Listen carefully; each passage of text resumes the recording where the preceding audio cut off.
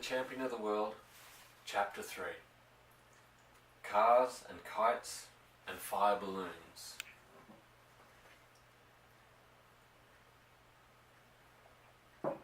My father was a fine mechanic. People who lived miles away used to bring their cars to him for repair rather than take them to their nearest garage. He loved engines. A petrol engine is sheer magic, he said to me once. Just imagine being able to take 1,000 different bits of metal, and if you fit them all together in a certain way, and then if you feed them a little oil and petrol, and if you press a little switch, suddenly all of those bits of metal will all come to life. And they will purr and hum and roar. They will make the wheels of a motor car go whizzing round at fantastic speeds.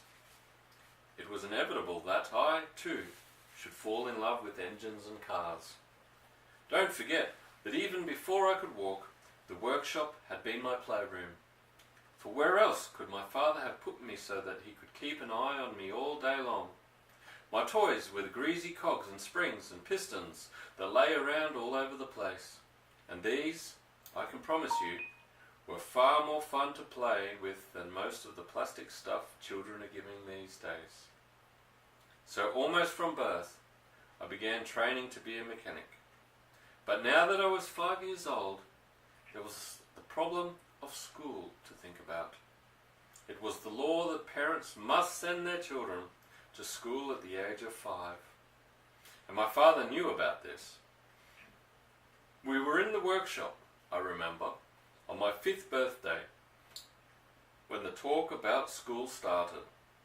I was helping my father to fit new brake linings to the rear wheel of a big Ford when suddenly he said to me, "You know something interesting, Danny?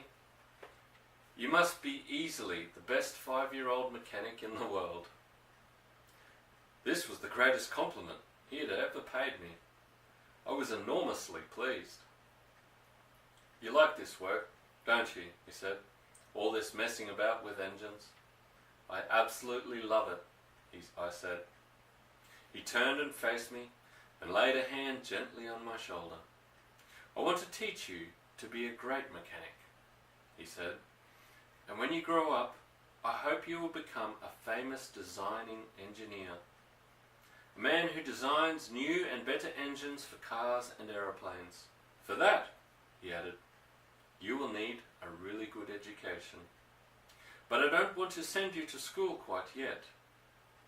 In another 2 years, you will have learned enough here with me to be able to take a small engine completely to pieces and put it together again all by yourself. After that, you can go to school."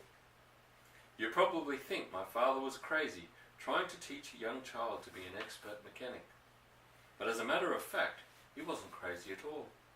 I learned fast, and I adored every moment of it. And luckily for us, nobody came knocking on the door to ask why I wasn't attending school. So 2 more years went by, and at the age of 7, believe it or not, I really could take a small engine to pieces and put it together again. I mean properly to pieces, pistons and crankshaft and all. The time had come to start school. My school was in the nearest village, 2 miles away. We didn't have a car of our own. We couldn't afford one, but the walk took only half an hour, and I didn't mind that in the least. My father came with me. He insisted on coming, and when school ended at 4 in the afternoon, he was always there waiting to walk me home. And so life went on. The world I lived in consisted only of the filling station, the workshop, the caravan, the school, and of course the woods and fields and streams in the countryside around. But I was never bored. It was impossible to be bored in my father's company. He was too sparky a man for that. Plots and plans and new ideas came flying off him like sparks from a grindstone. "There's a good wind today," he said one Saturday morning. "Just right for flying a kite. Let's make a kite, Danny." So we made a kite. He showed me how to splice 4 thin sticks together in the shape of a star, with 2 more sticks across the middle to brace it. Then we cut up an old blue shirt of his and stretched the material across the framework of the kite. We added a long tail made of thread with little leftover pieces of the shirt tied at intervals along it. We found a ball of string in the workshop, and he showed me how to attach the string to the framework so that the kite would be properly balanced in flight. Together we walked to the top of the hill behind the filling station to release the kite. I found it hard to believe that this object, made only from a few sticks and a piece of old shirt, would actually fly. I held the string while my father held the kite, and the moment he let it go, it caught the wind and soared upward like a huge blue bird. "Let out some more, Danny," he cried. "Go on, as much as you like." Higher and higher soared the kite. Soon it was just a small blue dot dancing in the sky miles above my head, and it was thrilling to stand there holding on to something that was so far away and so very much alive. This faraway thing was tugging and struggling on the end of the line like a big fish. "Let's walk it back to the caravan," my father said. So we walked down the hill again with me holding the string and the kite pulling fiercely on the other end. When we came to the caravan, we were careful not to get the string tangled in the apple tree, and we brought it all the way around to the front steps. "Tie it up to the steps," my father said. "Will it stay up?" I asked. "It will if the wind doesn't drop," he said. The wind didn't drop, and I will tell you something amazing. The kite stayed up there all through the night, and at breakfast time next morning, the small blue dot was still dancing and swooping in the sky. After breakfast, I hauled it down and hung it carefully against a wall in the workshop for another day. Not long after that, on a lovely still evening, when there was no breath of wind anywhere, my father said to me, "This is just the right weather for a fire balloon. Let's make a fire balloon." He must have planned this one beforehand, because he had already bought the 4 big sheets of tissue paper and the pot of glue from Mr. Witten's bookshop in the village. And now, using only the paper, the glue, a pair of scissors and a piece of thin wire, he made me a huge, magnificent fire balloon in less than 15 minutes. In the opening at the bottom, he tied a ball of cotton wool, and we were ready to go. It was getting dark when we carried it outside into the field behind the caravan. We had with us a bottle of methylated spirit and some matches. I held the balloon upright while my father crouched underneath it and carefully poured a little mess onto the ball of cotton wool. "Here goes," he said, putting a match to the cotton wool. "Hold the sides out as much as you can, Danny." A tall yellow flame leapt up from the ball of cotton wool and went right inside the balloon. "It'll catch on fire," I cried. "No, it won't," he said. "Watch." Between us, we held the sides of the balloon out as much as possible to keep them away from the flame in the early stages. But soon the hot air filled the balloon and the danger was over. "She's nearly ready," my father said. "Can you feel her floating?" "Yes," I said. "Yes. Shall we let her go?" "Not yet. Wait a bit longer. Wait until she's tugging to fly away." "She's tugging now," I said. "Right," he cried. "Let her go." Slowly, majestically, and in absolute silence, our wonderful balloon began to rise up into the night sky. "It flies!" I shouted, clapping my hands and jumping about. "It flies! It flies!" My father was nearly as excited as I was. "It's a beauty," he said. "That one's a real beauty. You never know how they're going to turn out until you fly them.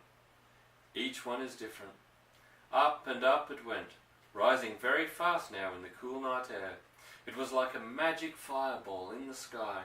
"Will other people see it?" I asked. "I'm sure they will, Danny. It's high enough now for them to see it for miles around." "What will they think it is, Dad?" "A flying saucer," my father said. "They'll probably call the police." A small breeze had taken hold of the balloon and it was carrying it away in the direction of the village. "Let's follow it," my father said, "and with luck we'll find it when it comes down."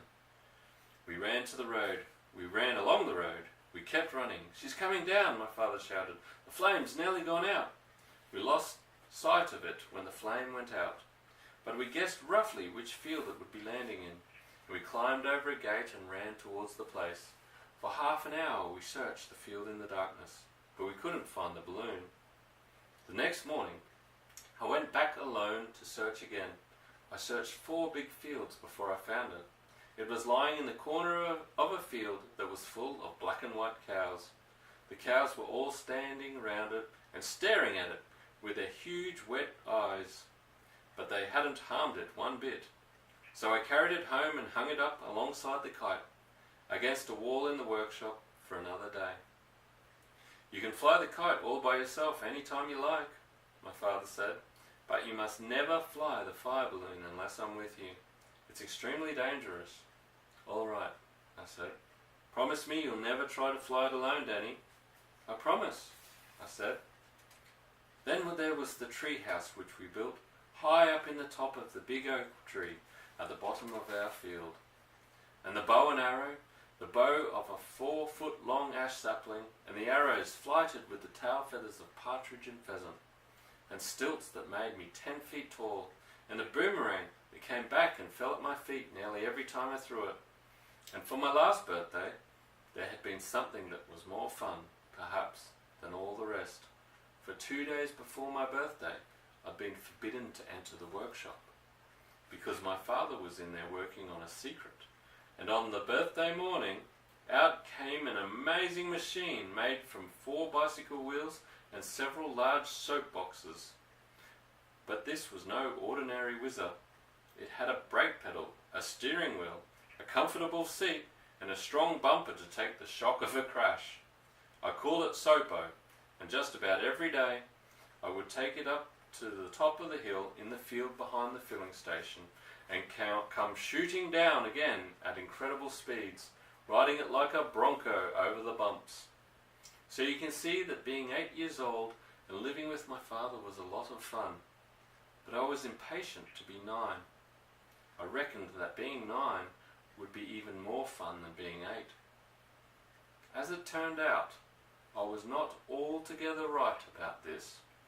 My 9th year was certainly more exciting than any of the others, but not all of it was exactly what you would call fun. Good night and sleep tight.